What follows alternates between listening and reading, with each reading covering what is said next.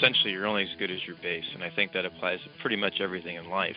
We look at the base as just, the most crucial part of the developmental process. There's other pieces that are very important, but at least from our experience, from a throwing perspective, how you build up is huge. It's that guy that wants to work all the time.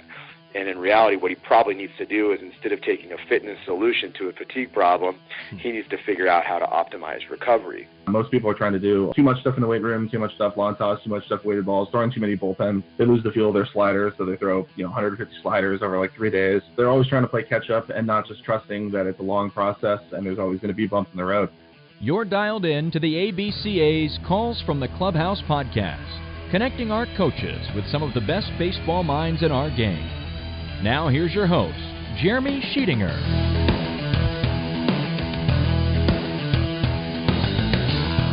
We are broadcasting live from the ABCA National Office here in Greensboro, North Carolina. And if you were just searching around to find a podcast with 3 rock stars all on the same call, boom, you found it with today's show. So thanks for dialing back into our Calls from the Clubhouse podcast, and this terrific information coming your way soon. And supporting our podcast are our proud partners and great friends over at AstroTurf, the leaders in the clubhouse for the turf industry. And we have a special segment for our loyal listeners today. At the end of this episode, we check in with the legendary Gene Stevenson from Wichita State University, who is part of the first college baseball field to don an AstroTurf surface. We get that entire backstory, plus his insight into how AstroTurf can help change your facility. So stay tuned into the show for that one, guys. Now, this is an important time of the year for baseball, with our traditional high school and college seasons winding down, and we're staring down June, July, and August, where travel baseball hits its stride, along with professional baseball as well. And at the forefront of every player and their families, every coach managing a staff, but also a roster of players, is arm health and development. Keeping these players healthy and thriving throughout the summer, yes, but what about training from a year-round perspective? And we rounded up 3 of the experts in their particular fields with the founder of Jaeger Sports and the godfather of the long toss program, Alan Jaeger, the founder of Cressy Sports Performance and one of the thought leaders in the strength and conditioning world, Eric Cressy, and also the founder of Driveline Baseball and one of the leaders in the data-driven approach to development, Kyle Bodie. All 3 tremendous minds are on the same call as we dive right into the keys to development and training. We talk through the off-season build-up and into in-season training and maintenance, taking us all through navigating the summer, and we wrap up this terrific call discussing the effects and insight of training into the college commitment, but also the MLB draft worlds. Now, Alan, Eric, and Kyle are outstanding in this interview. This is a must-listen for every coach interested in hearing from 3 resident experts in their field on how we should tackle a year-round approach to training the arm. You're in for a treat today, guys, with this awesome episode as we talk with Alan Jaeger, Eric Cressy, and Kyle Bodie, all on today's Calls from the Clubhouse podcast. This great interview is coming at you right now. Coaches, we know you clicked into this show because we've got 3 rock stars lined up. And I have to say, this is the second time that we've put 3 different guys on a call that I've had to bring in the ABCA fire extinguisher, because there's a great chance my computer just burst into flames with the knowledge that's getting ready to come through this podcast. And we're excited to welcome in, first and foremost, Alan Jaeger, the founder of Jaeger Sports. Alan, thanks for being on the call with us. It's great to be on, man, and just appreciate you doing this. What can I say, man? I'm excited to be on this with Eric and Kyle and rock and roll, buddy. Absolutely. And also from Cressy Sports Performance, Eric Cressy. Eric, thanks for being back on our show. Thanks for having me.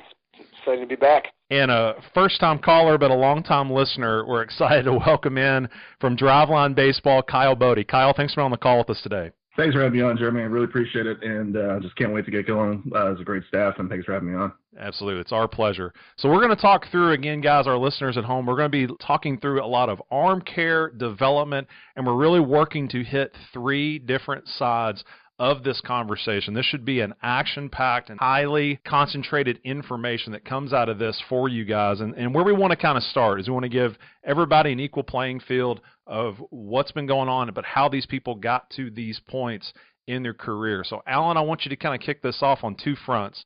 your career through baseball, again, is almost as brief as you can get through 30 years in the game, but also go back to what's been really keeping you busy this spring. Well, I guess in a nutshell, I was a pitching coach for 3 years at a junior college from 1990 to 1992, and the next real big thing that happened is I interned with Rich Hill at Cal Lutheran in 1992. God, this sounds like such a long time ago.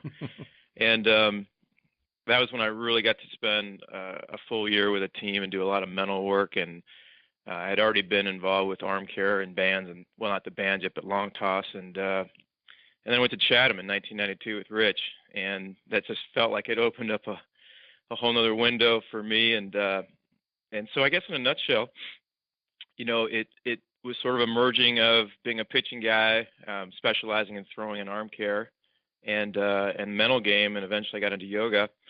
And after 1993, I basically just decided to, open up my own world like Eric and Kyle, and just be more of an independent guy. And it's just been great because I feel like as a coach, I was talking to someone yesterday. I'm up here in Corvallis right now, and I was talking to one of the players and just saying, actually one of the coaches, I said, when you're a coach around 15 guys, it's just great to buff out 15 guys. It feels really good. But when you're independent, you can reach so many more people. So that's sort of been my path. As far as what I've done this spring, other than really spending some time out in spring training, I haven't done a whole lot. I've gone to a few of Hunter Green's games, which has been fun to watch him live. And I'm up here right now in Corvallis doing some stuff as well, and just doing my best to try to be available as well from just a consultant point of view. But I know Eric and Kyle get super busy at their facilities, and for me, I think a lot of it's either just emails, phone calls, Twitter, but just try to be as good of a resource as I can. So it's sort of a catch me up. Absolutely. Awesome. Thanks for diving into that for us. And Eric, same question. Kind of talk us through your career in baseball, but then what kind of keeps you busy here during the season? What have you been up to lately? Well, my full-time role is actually president of the Alan Jaeger fan club. But aside from that, doesn't pay very much. Actually, yeah, it took me. I took a much more roundabout path, I think, to baseball. I'm more of an outsider. I was actually a much better tennis player growing up, and some of the nasty shoulder problems I encountered in that world were what prepared me, I think, for dealing with a lot of these guys, and eventually becoming a shoulder guy. I meant becoming an elbow guy as well, and things kind of snowballed from starting with a high school clientele, back in the mid-2000s, into a college and a professional clientele, and we expanded to the point where we have a facility about 40 minutes west of Boston, and then a second location that opened up in 2014 down in Jupiter, Florida. So I think the roles have definitely kind of evolved over the years, where historically we'd go like gangbusters with our pro crowd, and things would quiet down in Massachusetts once those guys all reported to spring training, and then the high school baseball season would start here the third Monday in March. And now, because of the second facility, there really isn't necessarily that much of a quiet period. I'm in Florida basically late September all the way through the middle of April, and I'm back in Massachusetts from mid-April up until the end of September. So I kind of go where the baseball guys go. I stick around in Florida so I can still see a lot of our guys during spring training, and then once I get back up here, we have this 2 to 3 weeks just to gather our thoughts and prepare for a mad college rush, because basically New England is kind of like the baseball capital of the world in the summertime, between the Cape and all the collegiate leagues that take place up here, and obviously guys who decide to take the summer off and train with us as well. So we have a good time. We try not to take ourselves too seriously, and unlike Alan, I think it obviously leads into a lot of opportunities, whether it's consulting or writing articles or being active on social media or speaking at seminars. So the schedule certainly stays full regardless of where I am and what time of year it is. Awesome. Thanks for opening that up as well. And Kyle, lastly, your career path in baseball, and then obviously what's keeping you busy there at Driveline, especially this spring as we're looking towards the summer months. Yeah, no, my path to baseball is a little unconventional. I'm not sure if I ever told Eric this, but I was also a tennis player in high school. I was a much better tennis player than I was baseball, and had issues, played both, had elbow issues and some shoulder issues. Really fell in love with the game through college. Came out to Seattle. I was from Cleveland, Ohio. Went out to Seattle when I was 22. Started coaching the Little League in high school, just something to do. And really kind of got deep into the science and the medical side of it. Eric and Pete, his business partner, have been huge influences of mine for a long time. Pete actually answered a lot of really awesome questions I had about 8-9 years ago. and it's really shaped their business significantly. So I have them to thank a huge amount for that. Then we became sort of weighted ball experts in a sense, in that we were using them, and pretty much everybody was and has for decades, but we were really the first to document a lot of the progress online, really do like kind of data-driven test retest cycles, take like a very iterative approach to it, which I think was pretty unique. And it just ended up getting some traction, and kind of just like Eric said, you work with a couple high school kids or college kids and they do well, and over the years word kind of gets out. In 2012 I spoke at Ron Wolforth's boot camp a year after Eric did, and that really helped kind of get my name out there, because what we were doing was a little bit different than what the other coaches have been doing. And then we started training some of our first pro guys. Two of the first pro guys we trained ended up, getting into the big leagues. Ryan Buckner for the Padres, Caleb Coffin with the Yankees at the time. And then we worked with Trevor Bauer and a few other guys. Started picking up some consulting jobs with MLB teams. And right now, we have 3 separate buildings inside one complex in our Seattle facility kind of area. And that's kind of what we do. We carry out a lot of sports science research and work with teams and individual players, college summer ball, and the pro off season. So it just depends on what time of the year, but it's kind of busy, year round, just depending on where we're at.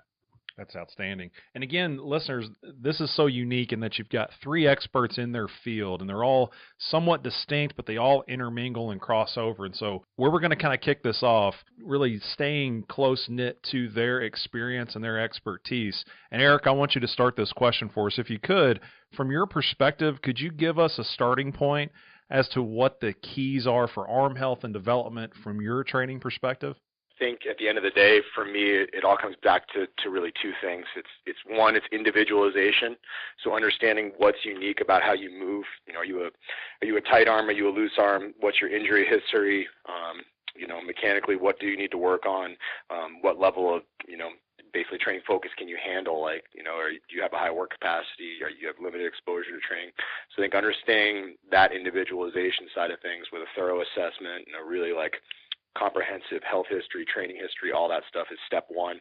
And then I think point number 2 is synergy. There are good ideas, but there aren't great ideas if they're all combined together, right? So you have to see how all the different pieces fit together, so that may be how your strength training works on a 5-day rotation when you're just trying to get back and ready to pitch again. Where does the manual therapy come in? Where does the soft tissue work you do on your own come in? Are you a guy that likes to use, Mark Pro, or are you a guy who likes to ice? There are a million different ways to kind of attack all these different facets, but I think the thing that a lot of people lose track of is how do those pieces all fit together. So, I think historically one of the most challenging athletes that we've ever worked with is the athlete who's gotten a grasp on the individualization side of things, but what they've done is they've drawn from 15 different philosophies. Maybe they've gone out and trained with Kyle for 2 months. Maybe they've gone to, Ron Wolforth for a couple months. Maybe they've done some balance camps. Maybe they've come and trained with us for a month, and all of a sudden there's 7 or 8 different overarching philosophies that are all being blended together, and pretty soon they're doing 7 hours of mobility work a day, and they're doing long toss, weighted balls, everything imaginable on top of bullpens, and they don't understand how all the pieces fit together. So I think you individualize, you educate, but you also make people aware of how all those pieces fit together for a comprehensive training effect. And Kyle, same type question. Again, just from your expertise, just give us a starting point on what you think the keys are for arm health and development from a training perspective.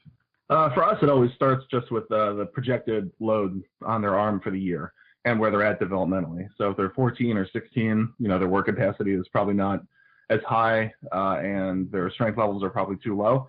And so it just depends on, where they're at. And an assessment starts with an assessment, just like Eric said. I buy into that, huge amount.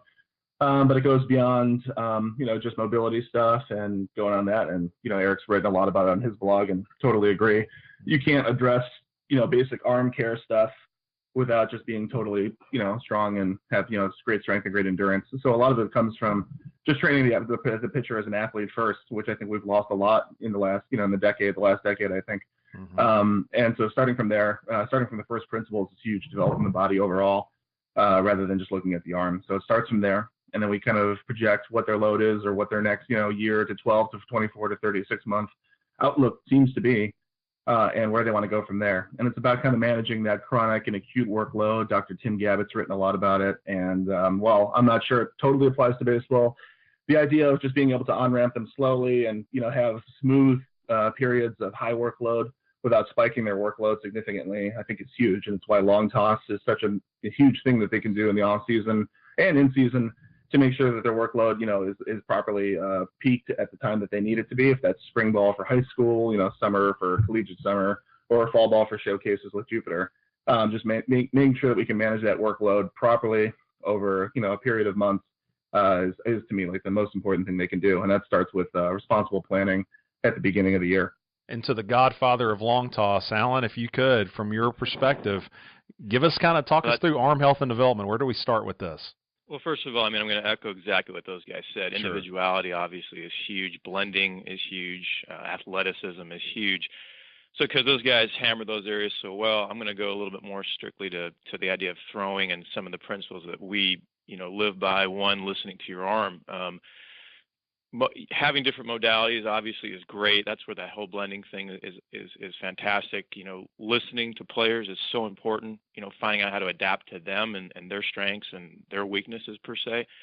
But again, at the end of the day, if a player doesn't really know what it means to listen to his arm, whether that's building the arm up in the off season, whether they're on a 5-day cycle or a 7-day cycle in season, whether they're a relief pitcher, whether they threw 2 days ago or 4 days ago or threw 30 pitches last night, they have to be able to identify, I guess where they're at, whether it's off season, in season, and also by knowing their arm really well. I love the word, intimacy. The more intimate you are with your arm, and of course that would mean your body, and of course your mind. Obviously, the better you have a chance to adapt yourself and have experience and draw from that experience. So I guess to really summarize, rule number one is you have to be in tune with your body, as the guy said. 2, you have to be so in tune with your arm, and you have to really understand some of the most basic principles of how to best build up your arm through throwing.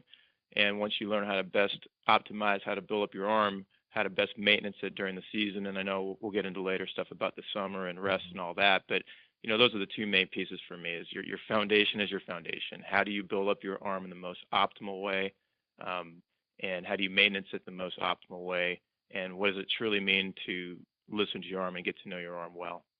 And again, coaches, if you're listening to this, you can tell where this is going, and having these 3 terrific minds, these 3 guys on our call, we've got some great things to cover. So our plan is to kind of talk us through off-season, move to in-season. We're going to approach the summer, which again, for the prospects that are out there in both in high school and college, it's an incredibly challenging time, can be, and also as we look towards college commitments, the draft, and advice. So we're going a lot of different ways, but again, we're going to start, now that we've built a base, we're going to start from off-season build-up as we look ahead to the season. So Kyle, at Driveline, in terms of your all's perspective, how you do things, how are you getting these guys prepared? What's your plan to keep them safe and healthy as they build up in the off-season, looking ahead to really grinding through a season of baseball?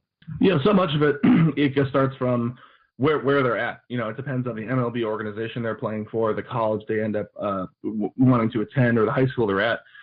So much of it that we want to do is we don't want to be known as the people that are imposing a training philosophy on a guy. That's one size fits all is not only for the athletes, like a plan that you hand to somebody, but not taking into account the organization they play for or the high school or the college they're going to go to is also a huge factor. You might have a school like Vanderbilt, which is very, obviously an elite school, developing pitchers, and certainly a storied one.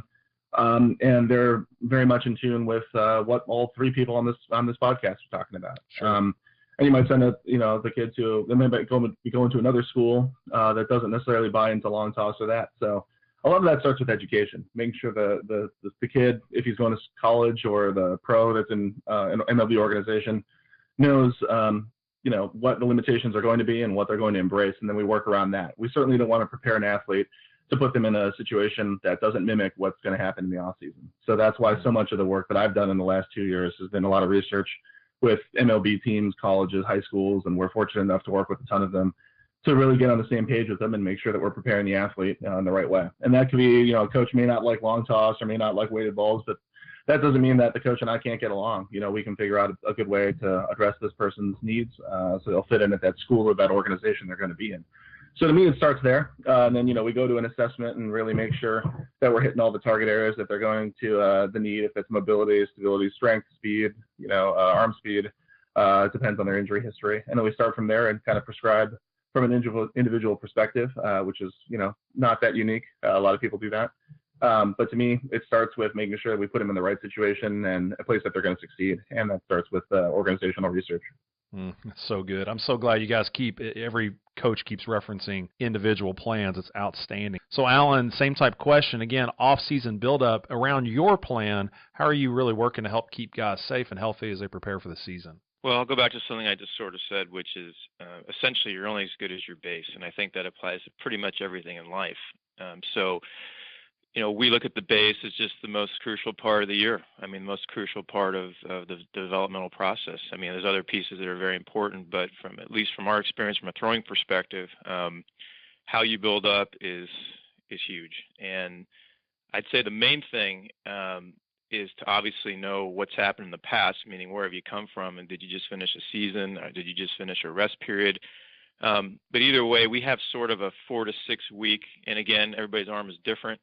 And I kind of use maybe a high school senior, college freshman as sort of the age reference. So, of course, if you're dealing with a 12-year-old or a seasoned veteran professional player, it might be a little different. But from maybe 15 years of doing an 8-week camp with professionals before spring training, I got a really good pulse on, which is funny because it's sort of how I would have done it myself, but I got a really good pulse on really that 8-week cycle, if you will, or progression that was leading them into spring training. And in my opinion, I would have put up our guys against anybody in any organization as far as how they were built from a conditioning, endurance, and recovery period point of view, not to mention the normal things like just being athletic, explosive, having great arm strength.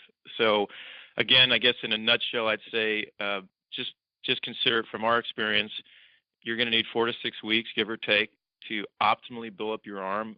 We have a throwing manual that goes into gory detail, but in a nutshell, we want our guys throwing often. It doesn't mean you have to throw a ton every day. It doesn't mean you have to go out to 300 feet every day. But for the most part, our off-season build-up, I have a saying, which is volume early, volume over distance. So we're not really concerned about a lot of distance the first 3 weeks. We just want guys building reps like a BP pitcher. We want them building endurance because great endurance leads to great recovery period. So sort of in a nutshell, we'll take a 4 to 6 week window. We'll spend probably the first 3 weeks really just working on volume and let the distance kind of accrue by itself. Once we find guys are starting to reach their peak distance, which again can create a new threshold 2 weeks from now or 2 months from now, we'll begin what we call our pull down phase, where they're starting to get more aggressive. But again, if you allow for a 4 to 6 week window, just to be conservative, I know Eric and Kyle would totally agree with this concept of just really being conservative in the early going. We're just so big into that, building it up the right way. And again, I'll just want to make sure I echo this. It's about endurance and reps and volume. And we're into, I'm sure like the other guys, we're into throwing more smartly, but throwing more, not less. And Eric, if you got anything to add to that in terms of off-season build-up, especially from your perspective on sports performance. Both those guys hit the nails on the head on a number of fronts. If I could speak to it a little bit more generally, I would say it's education. My biggest challenge is, when we first started dealing with pro guys, and I mean, honestly, it's still a challenge to this day, is you want to be everywhere to help everyone.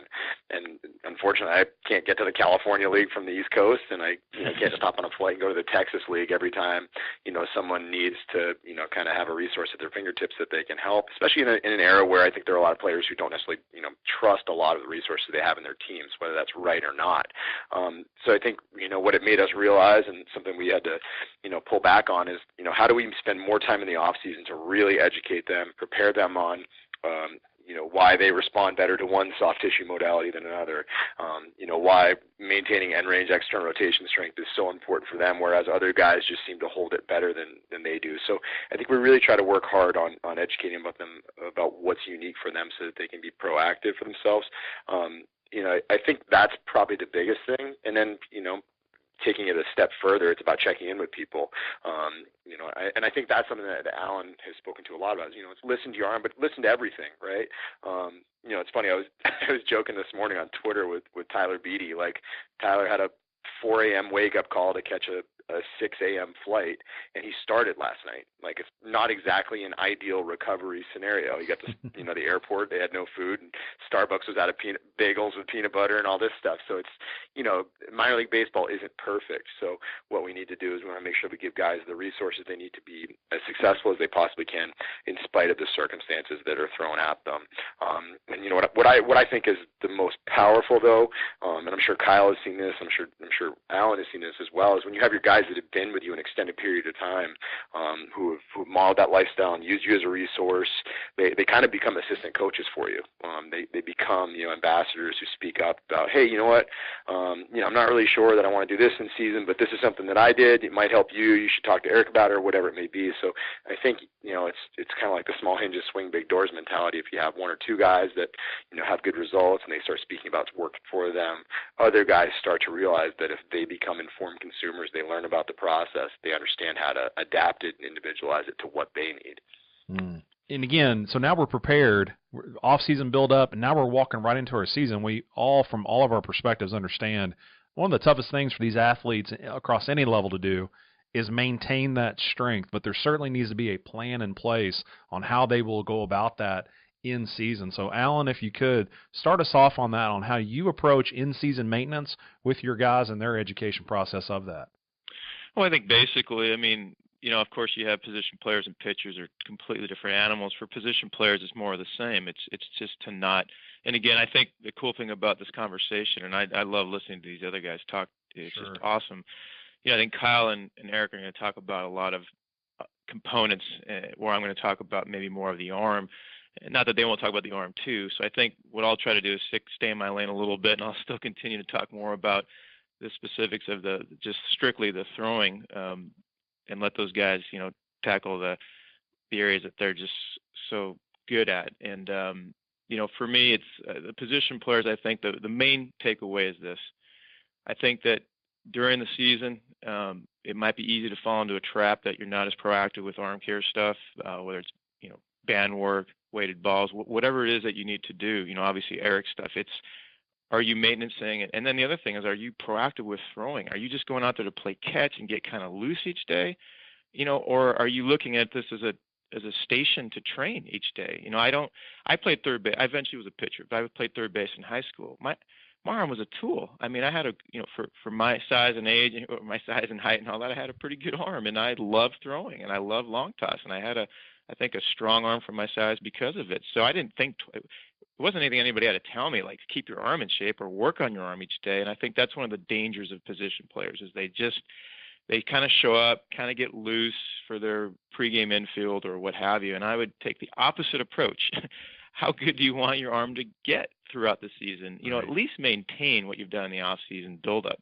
But why not get stronger as the season goes on? And I'll let the other guys speak more to that, other things they could do besides band work and continuing your long toss program. But for pitchers, to me, there's two animals with pitchers. One is starters, of course, and it's the same mentality. It's sort of like, okay, you've had a great offseason build-up. You've done all the training, all these different modalities. Now the season starts, and are you kind of shying away from throwing? Are you backing off too much? And from a throwing perspective, I think it's very dangerous. I think the key is maybe you're not going to get as much long toss in, 4 or 5 days a week, but you can still get plenty of long toss in. You can still do more throwing than you think between starts.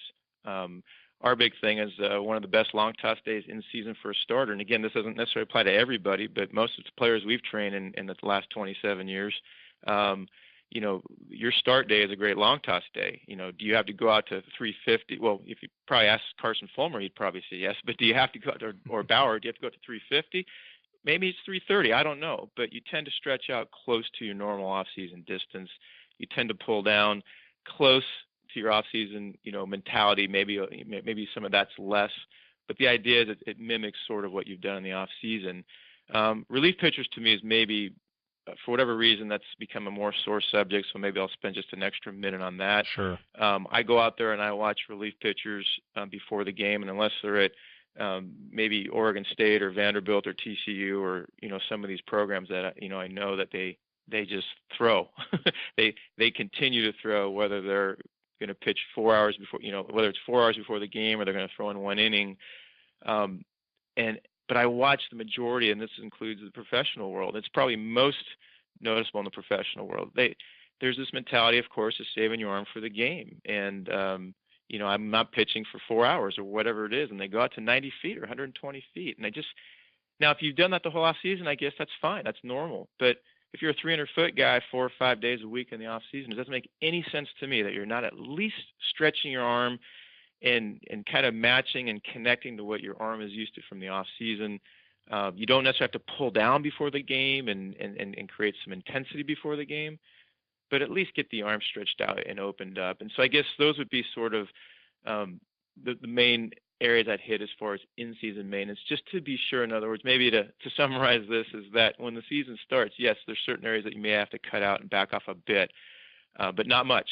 And I still think that, long tossing and stretching your arm out and still maintaining your volume as much as you can is absolutely crucial. And I think for guys that sort of back off and really reduce their workload and really think about quote-unquote saving their arm for the game, to me, they're asking for, in my opinion, they're asking for big problems. And it's almost like you're atrophying the arm and you're deconditioning the arm versus at least maintain the conditioning. And I believe strongly that you can get stronger throughout the season. And I think at the end of the day, if people really could get their head around that they could actually get stronger, at least maintain their endurance and continue to have great recovery period.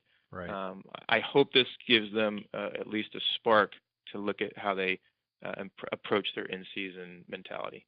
I'm glad you said that, and I'm sure all three of you guys would say the exact same thing. It's almost against what the normal mentality is that these guys are going to really decrease over time. That's just a normal progression of a season, when actually, if you go about it the right way with prescribed plan, there is an opportunity to get stronger.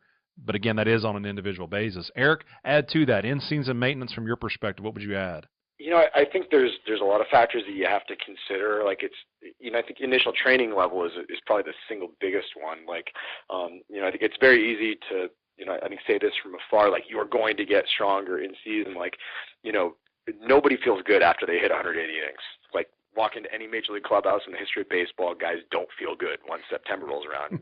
Especially if you're on a horrible team and ask any pro guy once the first week in October rolls around when their season ends, like they're not really excited about playing catch. So I think the idea of guys getting better and better, during the season is definitely noble. I think it's probably far more prevalent at younger levels when guys are less trained and they have a bigger window of adaptation ahead of them. It's probably much, much more prevalent in the college game where, the whole season workload is probably lower. Guys are pitching on a 7-day rotation. The travel isn't as bad. The accommodations aren't bad. The food is better. There's a lot more things that they have working in their favor. I think, when you're talking about professional baseball, we almost have to put it into a very, very separate box. Right. There are definitely still scenarios where people can get better and better and better. But I think we do have to weigh out a 5-day rotation versus a 7-day rotation is a massive difference in terms of the amount of quality developmental work.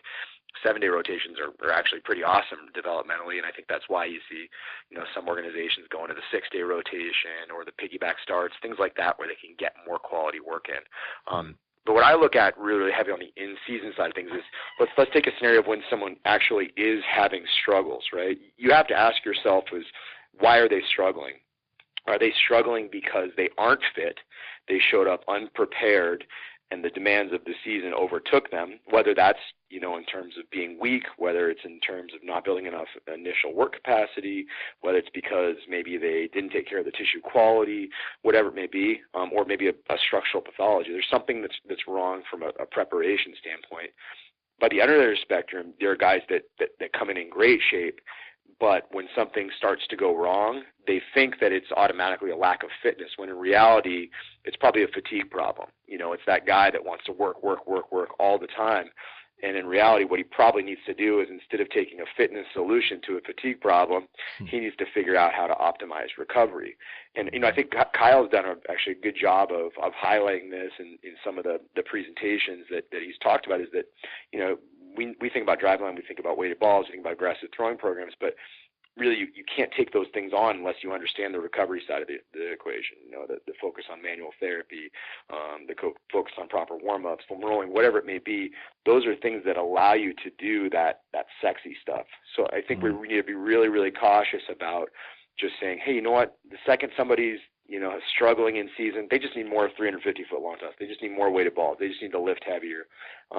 Because historically that isn't the case in the guys that probably Kyle and Alan and I maybe work with the most, the people who are bought in, who love to train, who love to get at it. After it, the fact that we're in the private sector throws a little bit of like a velvet rope around our businesses where it weeds out people who don't really like to work hard and try to get better.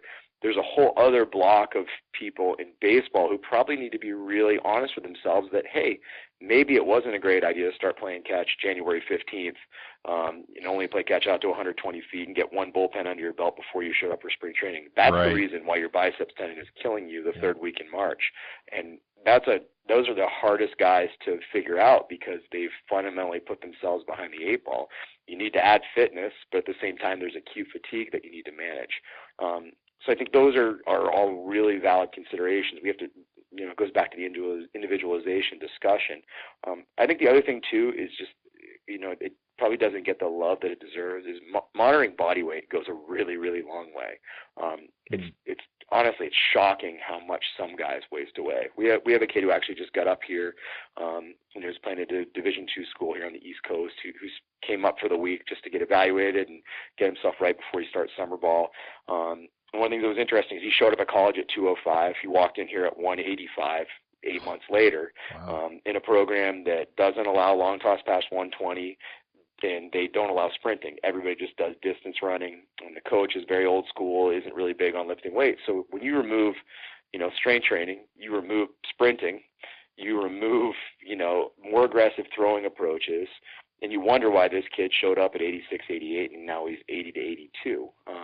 So sometimes the dysfunction from a programming and a coaching standpoint is so massive that you almost have to start to think about how you're going to prioritize. It's like triage for the baseball athlete. So, body weight tends to be something that I look at really, really quickly, and then you have to dig a lot deeper. And a guy like that, sure thing, he's down 20 pounds. There's your very, very obvious answer before you touch anything else. Sure. Great segue there for Kyle. Kyle, add your piece on in-season maintenance and how to keep these guys, again, hopefully maintaining what they've built up, but maybe even getting stronger. Yeah, I think Alan and Eric really covered a lot of it for me to add my piece in it. It's about managing for the person. Are they going to be someone that can tolerate a lot of in-season throwing, or a guy that is maybe someone that can't, is a fast twitch guy that can't tolerate a lot of throwing? And that's something that we're kind of doing a ton of research on Driveline with the sports science equipment that we have.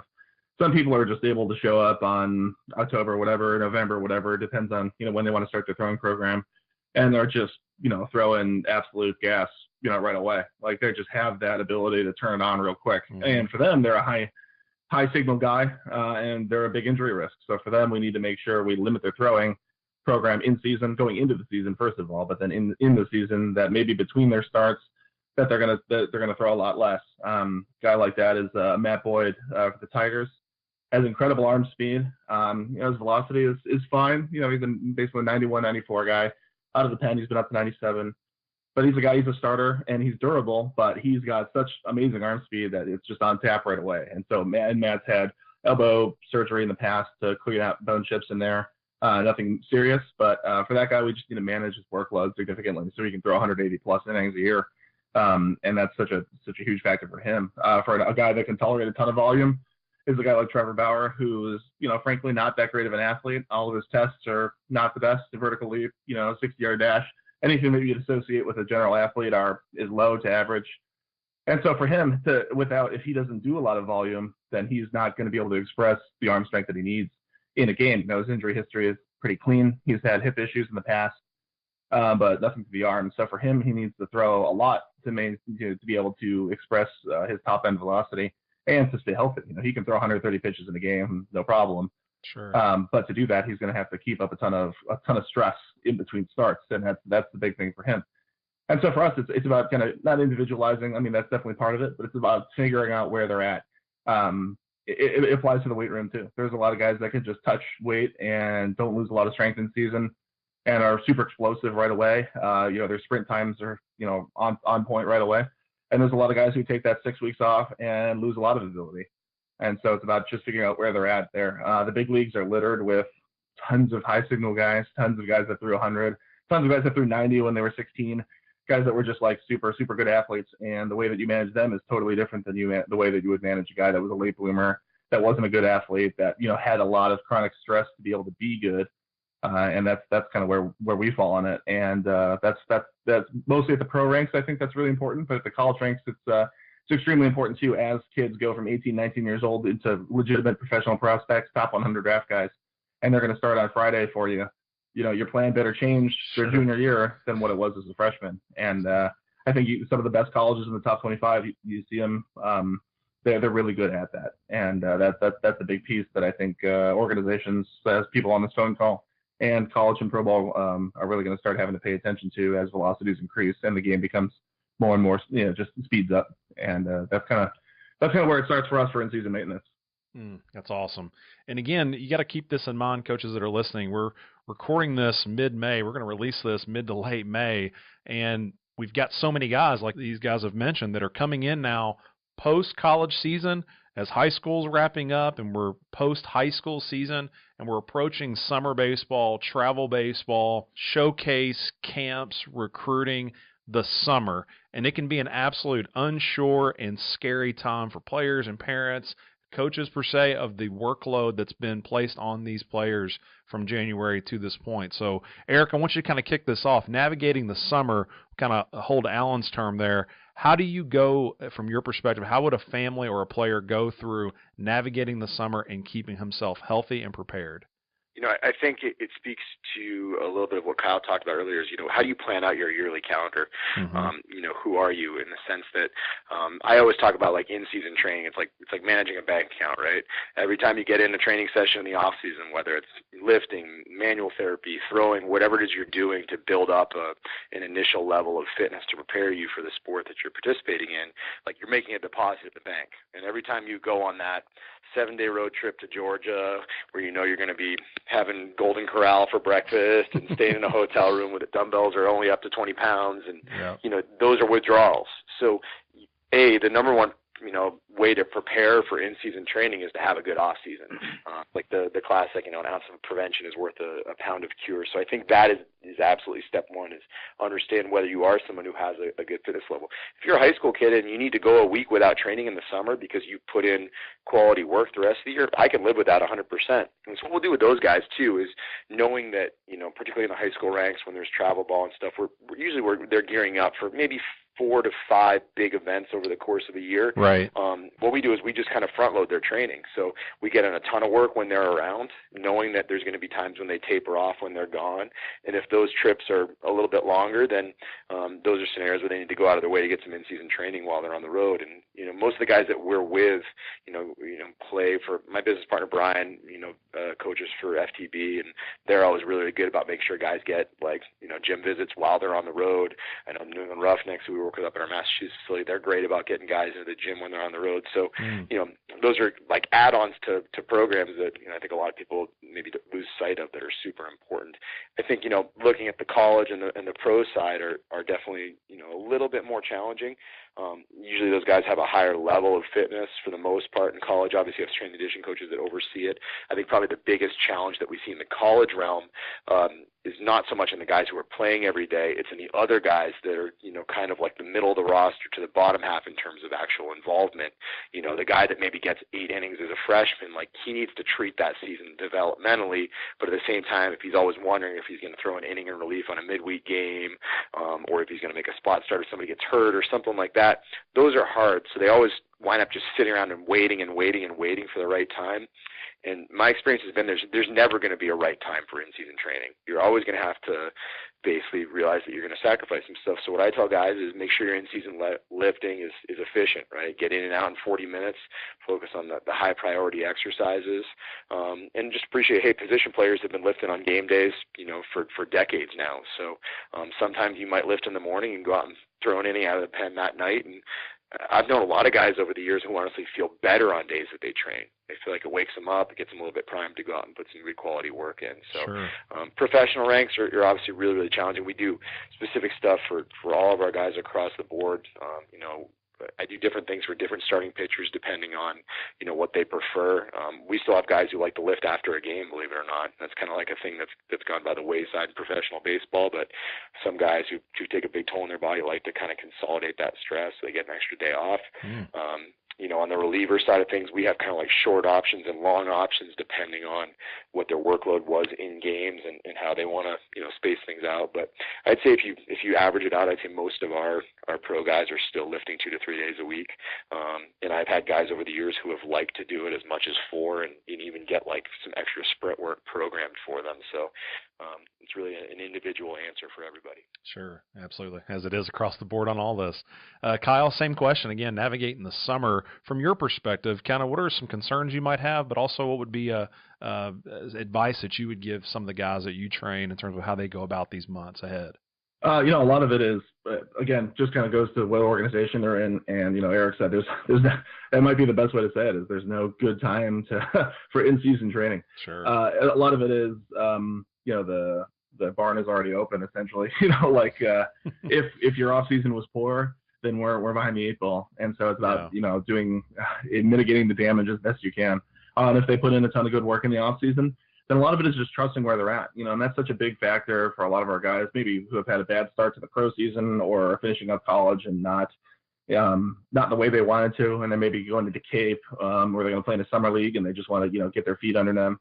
A lot of it is just saying, hey, you put in 4 months of hard work in the off season, and in season you've kept your nutrition up, and the results maybe aren't worth what you want them to, but now is not the time to go get that extra gear. You have to trust, that what you've done is right. And then we're going to have to make the adjustments as best we can. But a lot of people try to do too much rather than too little. I would say that's easily the biggest issue. Most people are trying to do too much stuff in the weight room, too much stuff lawn toss, too much stuff weighted balls, throwing too many bullpens.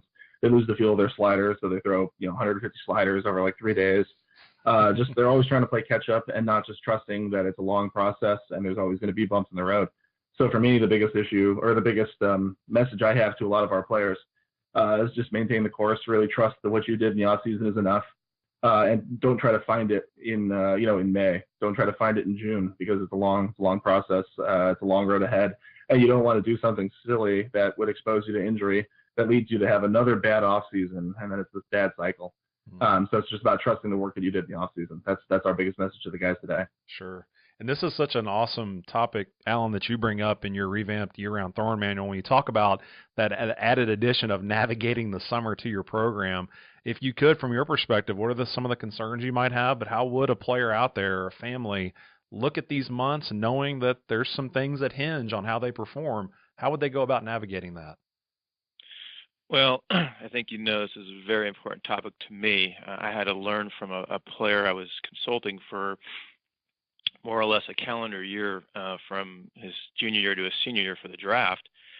And I'd already written an off-season throwing program in collegiate baseball and an in-season throwing program, I believe, in collegiate baseball. But little did I know is there's this new animal in the summer. And sure, I'm aware of all the things that go on in the summer between, showcases and travel teams and all these different events that are going on. But until I was really with him, consulting him and going through the summer into the fall, it just blew my mind. It really, what I call a lot of stopping and starting. Mm-hmm. So I think what I'm going to do is really tackle our greatest concern, which is really the high school player. I think the college guys, whether they pitched a lot of innings in the spring and then they're kind of in shutdown mode in the summer, or didn't pitch much in the spring, so now they're going to get a lot of innings in, a summer league like the Cape. They tend to obviously run themselves. The pro world, I'm not really going to touch much either because I think we've already talked a lot about in-season maintenance. And to me, the high school player is 1,000,000,000% the biggest concern. Not that there's not concern for the other players. I just mean I think there's just there's more danger, if you will. There's more vulnerability. And so we have a few rules of thumb that I've tried to really tackle in that piece in the manual about the navigating the summer, which is number one, if you're a high school player and you've gone through your spring and you're actually feeling pretty strong, I want them to just keep the ball rolling, keep the momentum going. When they're ready for a rest, they're ready for a rest. But I think the main pieces I hope the takeaways that coaches get from this, I guess this angle, is that you have to be super aware of what I call stopping and starting.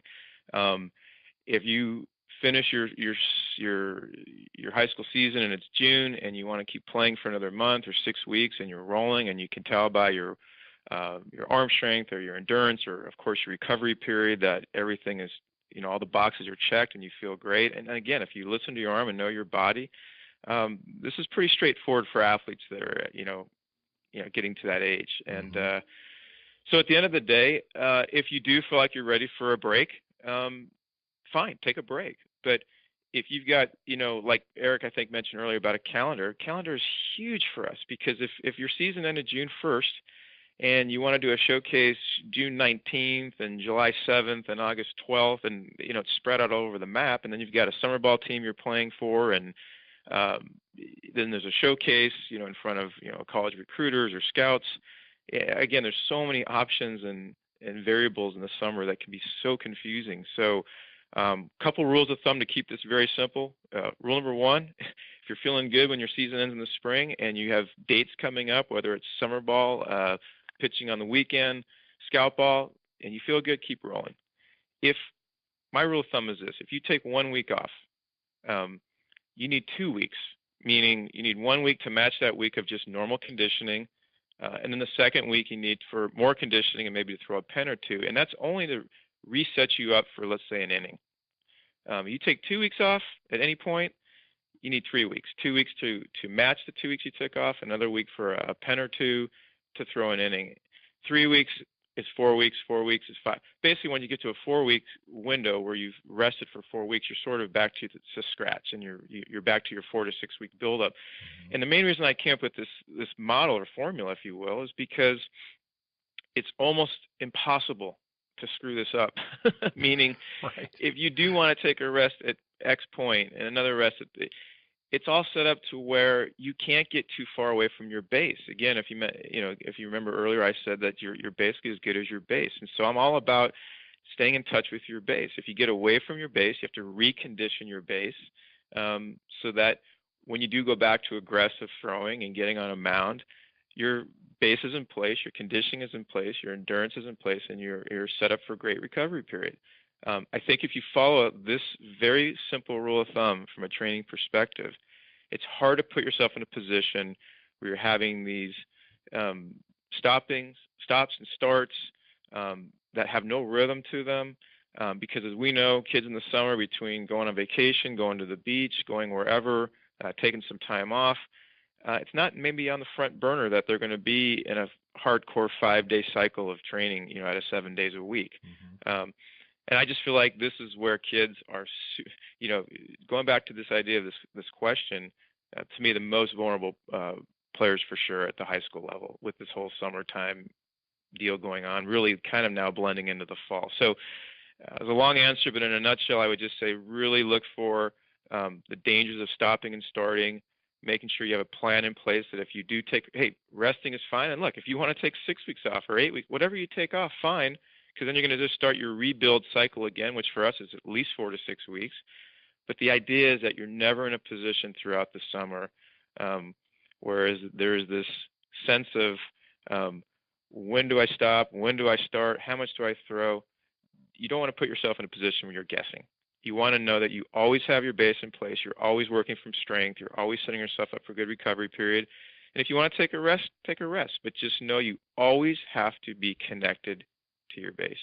Now here is a critical point in this show, because I'm getting ready to open up a Pandora's box of opinions and ideas that have really changed the way that I have viewed things. And again, our conversations with these two guys, with Eric and Kyle, but also some talks with Alan, that's really, from a former coach's perspective, viewing things completely differently, now jumping on the other side of the fence. And what we're going to talk about is we're looking at college commitments, we're looking at the upcoming Major League Draft, and again, as we've talked through these training programs, someone that spent an inordinate amount of time being prepared from a strength and conditioning standpoint, or someone that's really bought in and understands and has grown and developed under a weighted ball training program, or someone that really prescribes to long toss and the mental side of things. Now that person's looking probably more particularly into the high school player or the college player that's looking ahead for the commitment or looking to head to the draft. And Kyle, I want you to kick this one off.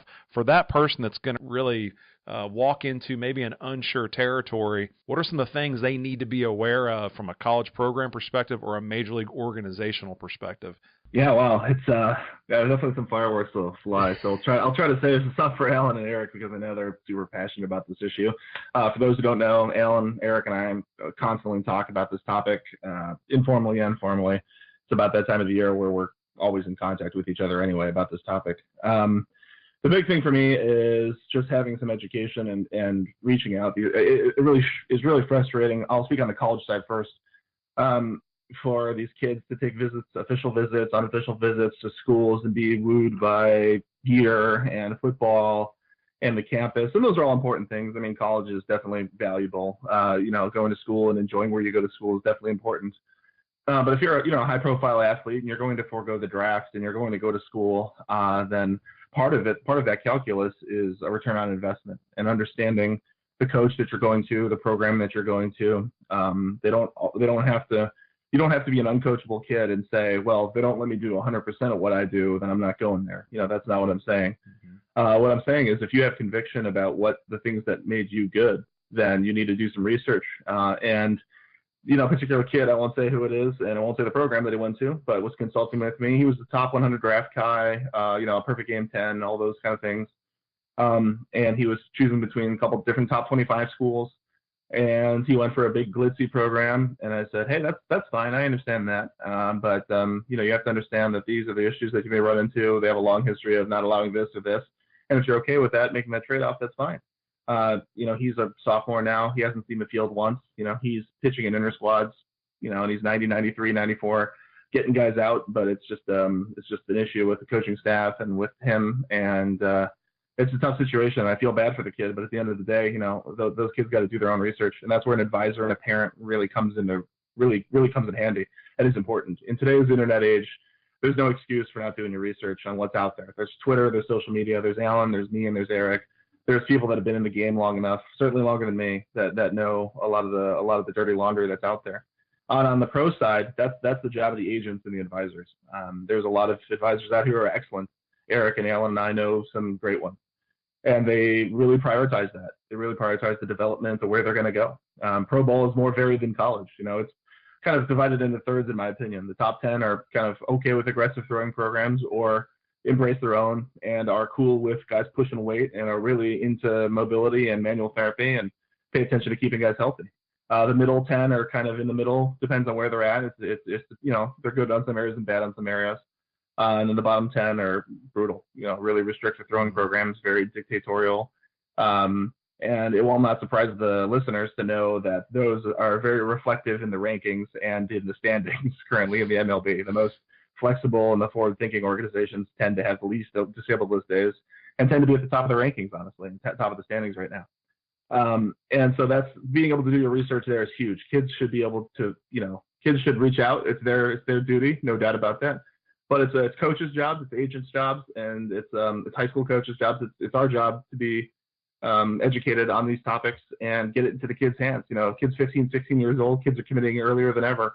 It may be kind of too much to expect them to know the lay of the land, and it's our job, it's the adult's job to be an adult, to stand up and to say these are things that are important, and make a decision however you want. It's your life, but understand that these are the pros and cons of what's going on. And I'll let Alan and Erica kind of add on to that. Sure. Alan, just jump right on top of that, man. We know the question. We know where we're going with this. College commitments and MLB draft. From your perspective, man, open it up. Well, I mean, Kyle just crushed it hard, and, he nailed it. And I'd add to it this. In college and in recruiting, you have essentially total control as a player, as a family.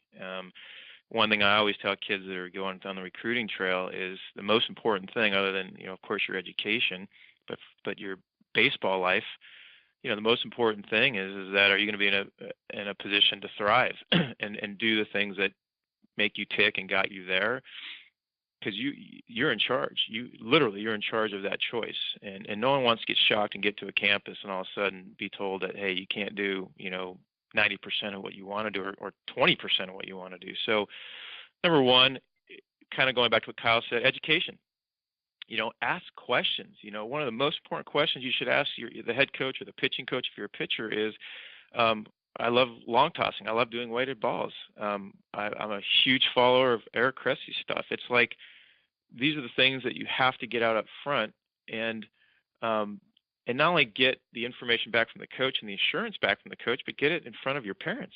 Mm-hmm. So, number one, I think that the college process, and I think this bodes well for recruiters. If you're a recruiter and you're in touch with Eric and Kyle and our stuff and Lance Wheeler and Ron Wolforth, and you just go around the country, things that, you feel like are modalities that have been helpful for you, and you're a recruiter and you say, hey, we do that, or we're aware of it, or we welcome it, we allow it, back to this word we've all talked about. We allow for individuality. We are good at adapting.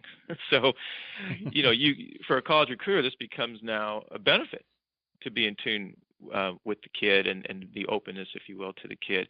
So the college side of it, I think that's what I'd say. On the pro side, you don't have as much control. Obviously, any team can draft you anywhere, no matter what you tell them. That's just life. It's the reality. But nowadays, with the pool money, you can influence a draft more than ever. And as Kyle mentioned, whether we call it officially an agent or an advisor on the phone call, mm-hmm. The bottom line is that it is, in my opinion, and again, I'm going to talk for pitching and I'm going to talk for throwing. And I know there's plenty of other modalities, but just starting there, his number one job, and I've told this to a few players recently and other people I've talked to about this, his number one job or her number one job as your advisor is this simple: get you aligned with the right organization on draft day. That's the only, because look, arbitration is 10 years down the road or 8 years down the road or whatever. Whatever happens after draft day, once a team drafts you and you sign with them, I forget what the number is based on the 40-man roster and whatever, but they can technically, I think, own you for about 9 years. And that number may have changed, but don't quote me exactly on it. But they can technically keep you in an organization for a really, really long time. So all of a sudden, if you look at it from that perspective, your draft day is it. Huge. Getting to the right team is the most important thing that your advisor, other than the obvious things of trust and loyalty and all those good things and an agent does. And if I was a player and I was a parent and I was picking an agent, so to speak, I would tell them up front, look, I'm telling you right now, like, a lot of things are going to happen after the draft, of course, but I'm telling you right now, the most important thing you're going to do for my son is you're going to get him aligned with the right team, and you're going to make sure that the teams that are highly restrictive, highly regressive, not adaptable, imposing their program on you, those teams, in the most diplomatic, nice way, but those teams have to be avoided. And so in a nutshell, I would just say, of course, awareness is, the priority, education, asking questions. And if you are drafted by a team that you maybe haven't done as much homework on, or you haven't got as much information out, but then you do find out things prior to signing, and you have an option to go to a college program where you've already consulted with them and they've already said to you, look, we're going to allow you to continue to do what you've done and encourage it and support it and adapt to you. Well, to me, all of a sudden, it changes the game.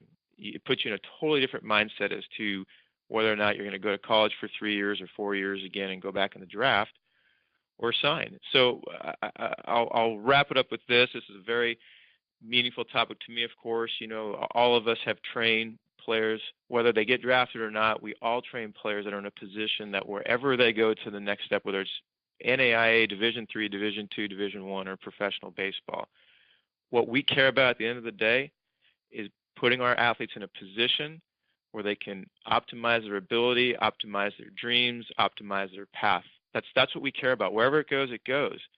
And at the end of the day, that's why it is so important. This topic, by the way, is so important. I'm glad it's come up, and I'm glad we're talking about it, because the parents and the players and even the coaches in school that have a player drafted that has a choice of either staying as a senior or going into the draft and signing, this all becomes critically important information to know and be aware of, and just making, really life-changing decisions going forward. So hopefully that didn't go on too long, but that's it in a nutshell. Eric? Sure. Is there any meat on the bone for you, Chris? Oh, absolutely. Yeah, so jump in. This is my baby. Like, I'm massively passionate about this, just because, and we have kids who've trained with us in 8th grade who are in the big leagues now. Like, the athletic lifespan is what keeps me awake at 3 a.m. staring off into blackness. Like, this is what I do all day, every day. I think, speaking honestly, we can probably look to the largest sample size in the country of here is what a complete athletic development experience over the course of time, and we're talking about a massively impactful decision of whether to go to college or whether to go to pro ball. And here's the challenge that we all need to keep in mind, is that no matter how mature that 17 or 18-year-old kid you have is, his brain is still not fully developed, right? Steve Cishek grew 7 inches his first year in college, and he's a big leaguer now. The fact that someone could undergo that dramatic of physical change, just imagine what a neurological change could also happen in that first year. I remember seeing Tyler Beatty and Adam Ravenel come back from their first semester at Vanderbilt, and they were completely different people. The way that they had matured, the way that Rab's delivery had changed, there were just these massively, massively impactful changes that took place. So, that isn't necessarily I'm vouching for pro ball, I'm vouching for college. All I'm saying is that we have kids who are in a very, very impressionable time in their life who, from a pure physiological, neurological standpoint, are not qualified to make that decision by themselves. And I think that both Kyle and Alan both alluded to that just now, is just that, you need to have the right people in the right places, whether that's advisors, whether that's parents, whether it's teammates, coaches, all those things. And the challenge becomes a lot of times that the other people that are in the mix that are assisting in that decision, they don't know how to ask the right questions either, right? They look purely at the academic side of things of, wow, this could be an incredible degree, but oh, wow, this coach has had 5 Tommy Johns in the last year. That's the challenge about this. We got an email, or actually I have a text I'm going to read to you, from a kid at a fringe Division I school, not a really high-end Division I school that's high academic. And he said, we started in the fall with 16 pitchers. We've lost 3 to Tommy John, 1 with a bad shoulder, and 1 of our outfielders is getting Tommy John in a couple days. We've had 5 kids with Tommy John in the 3 years our coaches have been here, and 8 on our roster have had it. That should not happen at any level. Those numbers are astronomical compared to norms across the country. And it's a one-size-fits-all throwing program that's crazy aggressive, and they're not pre-qualifying which kids are right for it, which ones aren't. You just can't throw a bunch of crap on the wall and see what sticks, and that's what happened in that program. But to have that happen at a massively high academic school that everybody would love their kid to graduate from, that's a big problem. That's a hard thing to reconcile for a mom and dad who want their kid to get a great education, but at the same time, they don't anticipate having to have 2 surgeries in 4 years and to miss out on, potentially an opportunity to play professional baseball. So what it speaks to is something that Alan and I actually talked on the phone with last week, is it's never going to be a perfect situation, right? I have organizations where maybe I disagree wholeheartedly on how they approach throwing programs, but I love their rehab side of things. I have organizations where maybe I disagree with the strength and conditioning side of things, and then they probably have an awesome minor league pitching coordinator, or maybe they're super forward thinking in terms of how they scout and how they do game prep, and I love their front office.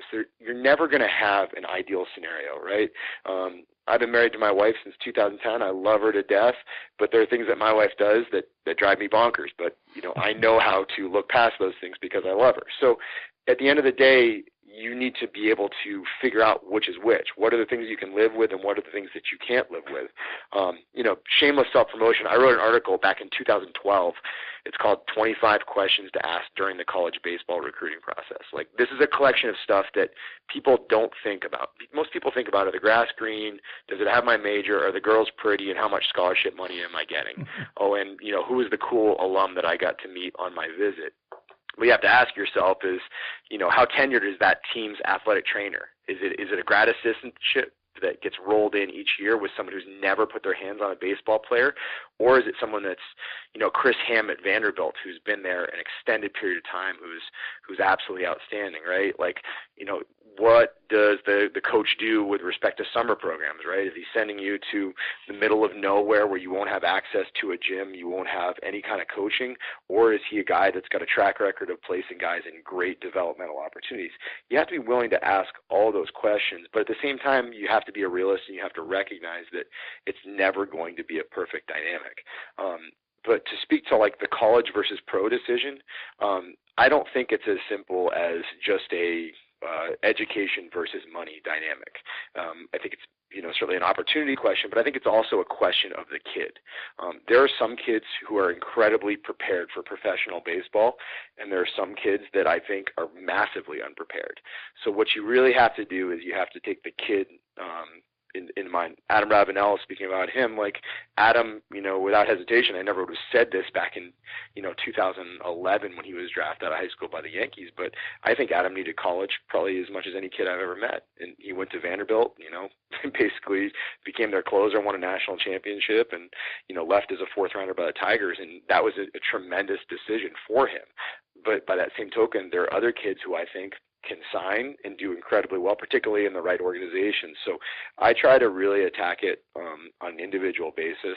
I'm sure the other guys on this call do as well, but I do think it's just really important to be a realist about it and not just say, hey, this organization stinks and this one's awesome, because nobody's perfect, right? There are things that are good in some and are bad in the others. So you really have to weigh which ones are the most important to you. And I think that's where we kind of fit in, a lot of times in kind of being that unbiased party. Like at the end of the day, it doesn't change. I mean, I went to bed on draft night with August 15th or whatever it was, with Tyler Beatty turning down $2.5 million from the Blue Jays in 2011 to go to Vanderbilt. Like, I don't anticipate seeing any nights that could be more nerve-wracking than that, but it worked out great for him, and it was a great developmental opportunity. So no decisions or I guess scenarios scare me, at this point in time. I just try to be honest with people. I'm so glad all of you were. That was an awesome journey that we kind of took, especially as listeners, for stuff that maybe coaches don't spend a lot of time thinking about outside of just coaching. And again, seeing that other side, I'm really very thankful that you guys offered that on our show. So here's kind of our parting and final thoughts. And Alan, I want you to kick this off. Just what else haven't we covered or that you want to throw out there, but also advice for the guys that listen to this going, I need to get better at understanding arm health and development. What would you offer that coach listening in? Well, first of all, I don't know how much I can add. That was missed. I mean, one thing I love about being on conversations like that is I get better. I just listening to Kyle and Eric talk, and your questions and input. It's inspiring, to tell you the truth. So I don't know what I'd really add other than I think the main thing is be open-minded, be resourceful. I'm sure Eric and Kyle tell you the same thing. We put out so much information that's free. We're ultimately teachers, and you can almost say caregivers. We really care about making a difference. And so take advantage of it, whether it's YouTube, whether it's our websites, and I think we'd all tell everybody the same thing. Don't necessarily take anything blindly because we say so or someone else says so. Do your homework. Talk to other people, get educated about what other people have done or experienced. But at the end of the day, there is so much information out there, and be resourceful and do your homework, because look, this is your, one chance at it, whether you're a player or you're a parent or you're a coach. So give yourself the best opportunity to educate yourself and be open-minded and go to school and stuff. And maybe like a little bit of this and a lot of that and not so much of that, but I think the best coaches I've met, I'm up here in Corvallis and I'm spending a lot of time around Nate Yeske, and something he said yesterday, probably at dinner or the day before, was along the lines of, I think one of his strengths is that he takes a lot of information or maybe samples of information from a lot of different areas, and he just kind of molds it into his deal. But I think we're all learning. We're all always learning. Sometimes you have to unlearn too, but sure. At the end of the day, just tap into these resources. One of the things, as you know, Jeremy, we've talked a lot about this, I love about the calls from the Clubhouse and the ABCA in general, what this format you've created is, it's about education and making education available to the community, whether it's a coach, player, or parent. So I think I would just end on that point is be resourceful, be open-minded. For coaches out there especially, please ask questions of your players, learn from them, find out what they're doing, educate yourself. I think communication at the end of the day is just so important. And as we all will say over and over again, everybody is so different. I think the best thing we can all do is just really learn to listen, ask questions, and adapt find out what your strengths are. But again, just keep learning and keep, keep doing your best to grow, evolve, and hopefully this call alone is just another great resource for people. Eric, anything to add to that? Advice you would offer? I think the funny thing about this is if you listen to a call like this, and honestly, it's probably even a higher percentage, but we agree on the 90%. And that's true of the strength and conditioning field. That's true of the baseball world across the board, is that everyone agrees on 90%, and we love to fight over the other 10%, right? And that's a really, really interesting thing in this day of social media, right? People love to argue on the internet. But in reality, what you need to look at is, if everybody's agreeing on the 90%, really smart people are all agreeing on the 90%, and they're basically applying that high percentage in their practice on a daily basis and getting results. What does it tell you when someone does something outside of that 90%, right? When you go across all the best facilities in the country, regardless, of where you are, and they're all having their baseball players run fast, jump high, train to be explosive, and then there's a pitching coach out there that's just telling you to log miles and miles and miles of distance running, right? We know that falls outside the scope of what is probably best for baseball players. That's a glaring, overlook of what's happening in that 90% we all agree on. So as a kind of an informed consumer, what I tell you is look for the things that everybody agrees on, right? I think everybody agrees for the most part that long toss is helpful, right? That there's a place for weighted balls. What they disagree on is the dosage, the timing, who's the right fit for them, and all that sort of thing. So you learn to critically evaluate once you can figure out what the discussion points are, what is in that 90%. That's what I would tell guys the most is kind of observe the commonalities of successful people in the industry and see where it takes you. That's great. Kyle, add to that, put the exclamation point on this call. As the most junior member of the call, I'll just kind of fall in line, honestly, what Eric and Alan said. No, I think Eric, you can't say it better than that. Guys, Eric and I have, I looked up to him a lot. We came up together in a sense. He's years ahead of me. But at the same time, we were doing so much different stuff when we were started up, but then we've all converged on the 90%, honestly. It's tremendous. I can't speak more highly enough of what Eric said, basically, because if Alan, Eric, and I, and people that are training, between the three of us, we probably train, I don't know if it's a majority of my professional baseball players, but it's potentially fairly close. And so if we're all working with the guys and, our guys are playing on Sunday and playing on TV and, we're written up in a bunch of different publications, ranging from sports performance to medical side of it, and things are falling outside of it, you can bet that Eric and I and Alan are looking into it. We're trying to get better, because just because it falls outside of what we're doing doesn't mean that we're going to automatically, put it aside. We're trying to figure out what's best. And if you're a kid or a parent, there's no excuse. Honestly, I got to put it on those guys. There's no excuse not to just ask questions. Eric is incredibly responsive to email, always has been. Alan has been too. And I am on Twitter and email. We have a dedicated support team to talk about that. You can always ask questions about a different school or a program or what they think about certain things. And all of us are willing to put it on the line, and help these kids and help the parents and help agents, honestly. Just give them the straight dope about what's going on. And if any of us don't know something, I've never known Eric or Alan to be a guy that's, too arrogant and say that they have it all figured out or their way is the only way. And I think that's what makes a good coach. Someone who's secure in what they're doing and feels good about the results they have, but is also open-minded enough to integrate other things. And that's just kind of what I would say that the best dads that I've ever met are, the best kids that I've ever met to play the game, and best professional athletes. They have a lot of conviction in what they're doing is right, but they're not so bullheaded that they're not going to, solicit other opinions and try to get better on the things that they feel like they need to get better on. And that's my biggest thing right now. There's no excuse. 10 years ago, maybe there was an excuse. Today, you could reach out to anybody, Twitter, email, phone calls, text messages. The resources are out there. So to not know is really frustrating. And so just doing your research and getting on top of that is really important. All three people on the call here would be more than happy to talk to any well-meaning father who wants the best for their son. I guarantee you that.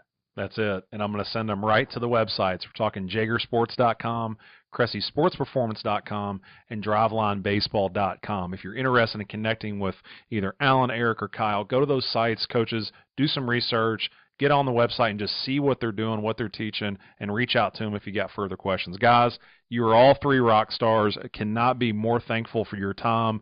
Obviously, your dedication to the ABCA over the years is much appreciated. But moving forward, as we're approaching the summer months, we know you're going to stay busy. We were talking before we got recording. Things are getting ready to amp up for all of you, but I wish you the best of luck. Thank you for what you're doing for the game of baseball, and we hope to connect again here real soon. Thanks, guys. Thank you. Appreciate Thanks for it, having man. us. Thanks a lot. Wow, just outstanding information, true audio gold for you guys, and we hope you took some notes or just hit rewind and re-listen to that tremendous show from three of the most prominent thought leaders in their respective fields, in Alan Jaeger from Jaeger Sports, Eric Cressy from Cressy Sports Performance, and Kyle Bodie from Driveline Baseball. Huge thanks to those guys for making time to join our Calls from the Clubhouse podcast. All three are passionate about what they are doing for the game of baseball. All three are highly motivated on educating coaches and players, helping each and every player reach their full potential. And all three are longtime supporters of the ABCA. So thanks again, Al, Eric, and Kyle. We appreciate your time and your insight. We wish you nothing but the best moving into the summer months. And now, on behalf of our podcast sponsor, AstroTurf, let's connect with Gene Stevenson, the legendary coach at Wichita State University, who has embraced an ultra-positive relationship with AstroTurf over the years and helped put in the very first college baseball turf surface. Let's connect with Gene right now. Well, Gene, thanks for taking some time with us today. We're going to talk through AstroTurf, and obviously from your perspective, legendary head coach at Wichita State, you guys actually put in the first AstroTurf college baseball field. Talk us through that experience, how everything fell into place, and getting that brand new surface there at Wichita State. Well, we started the program in the fall of 1977 so that we'd have a team first on the field, in 1978. Mm-hmm.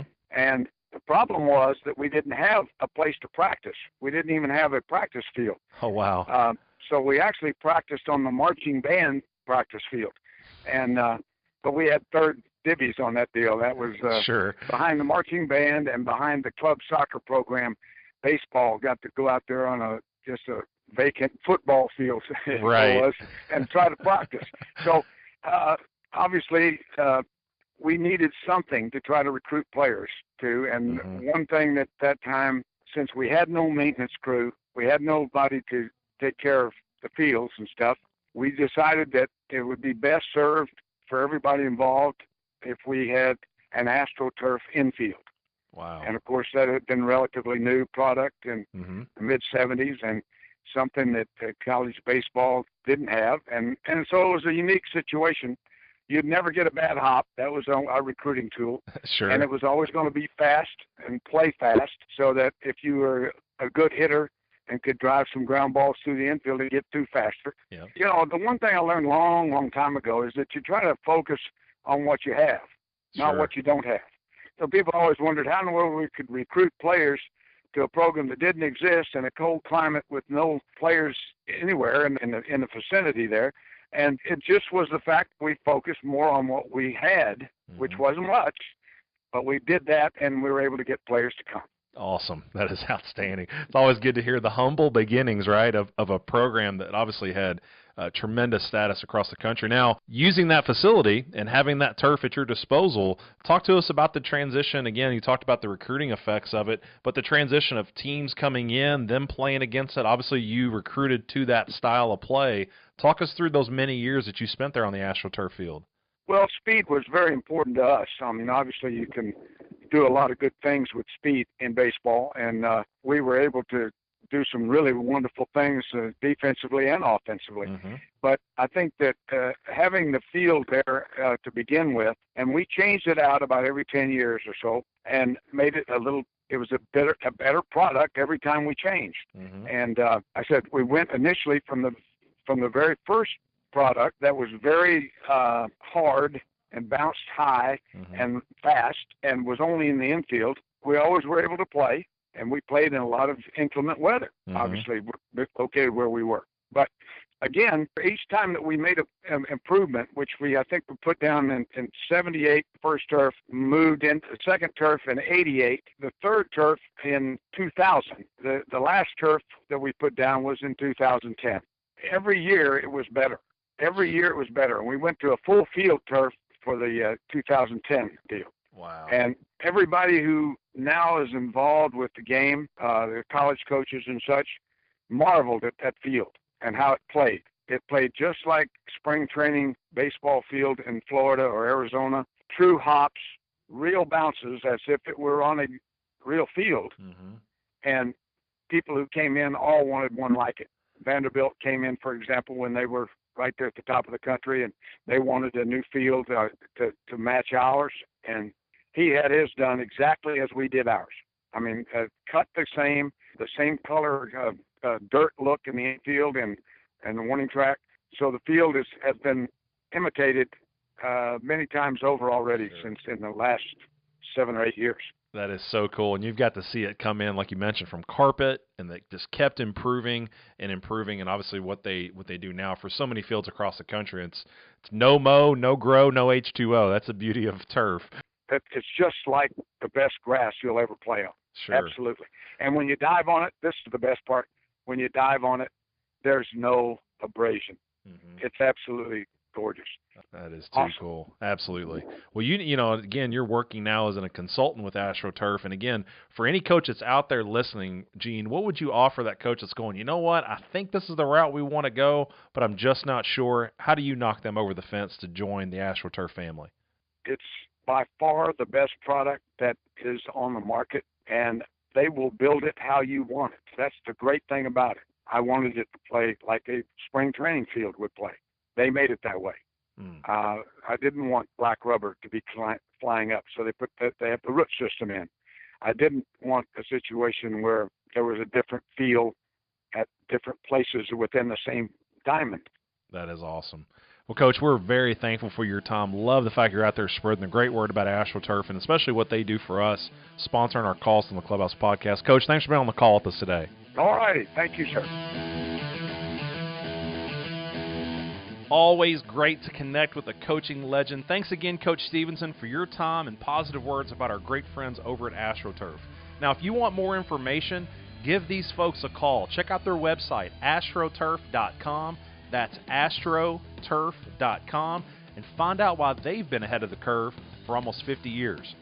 Now, remember, guys, this podcast is for you. These are perfect for car rides or bus trips, the workouts, you're mowing some grass, anywhere and everywhere that you find this fits into your schedule. Connect with some of the best baseball minds in our game through our podcast. Here's how you stay updated on every episode we're putting out. Number one, head over to iTunes or Google Play, subscribe to our show. Get this to show up on your iPhone or your Android device. It's an absolute no-brainer. Every Tuesday we put a new show out, you'll have it at a fingertip's reach. Number two, stay plugged into our website, abca.org. Click on the Education tab at the top. Calls from the Clubhouse podcast link will be right there waiting for you. You can see all the guests and content we put out. You can click on the one you want to hear that moment. Also, number three, guys, give us a follow on Twitter at ABCA1945. We'll always announce the release of our show. We'll pull some of the best quotes from it and release those throughout the week so that you can retweet and like and spread the great word about this podcast. And again, that's how you stay up to speed on all those releases and stay ahead of the game in terms of getting this great audio gold. Now, looking ahead to this coming Monday, May 29th, plug into your Twitter account and let's all connect on our next hashtag ABCA chat. If you're wondering what that is, this is where coaches from all over the world check in to engage and network, connect with each other while we're all sharing info and insight. You can add your own. You're checking out what other coaches in the game are teaching. There's retweets and likes flying all over the place, and it's been a powerful platform for us to help grow the game, but also grow our coaches, enhance their development. And it's only for an hour. It'll be well worth your attendance to check in on our next hashtag ABCA chat, Monday, May 29th at 9 p.m. Eastern Standard Time. We hope to see you check in and join our chat. And again, make sure you're following us on Twitter. That's at ABCA1945. Membership information, messages from some of our sponsors, coaching articles and insight, plus this great podcast information. But make sure you're on there with us. You You can also find me on there as well at Coach Sheets 3. You can reach me directly by email sheets, SHEETS, at abca.org. Keep those tweets and emails coming, guys. We truly appreciate each and every one of you listening in each week, connecting with these great coaches. We hope that you're learning as much as we are. The powerful insight from these outstanding baseball minds. Guys, stay tuned. The hits are just going to keep on coming for you. Stay locked into our show. Lastly, this is the podcast for the American Baseball Coaches Association and the over 8,000 coaches worldwide that we represent. We hope that if you're listening to this show, you've already joined the baseball coaches fraternity. But if you haven't, head over to abca.org, check out our extensive membership benefits for yourself, learn about all the great things we're doing for our coaches and for our game. And as always, as we sign off, thank you guys for listening in, staying dialed into our Calls from the Clubhouse podcast. Until next week, keep growing, keep developing. We wish you and your club the very best, and thank you for what you're doing for the game of baseball.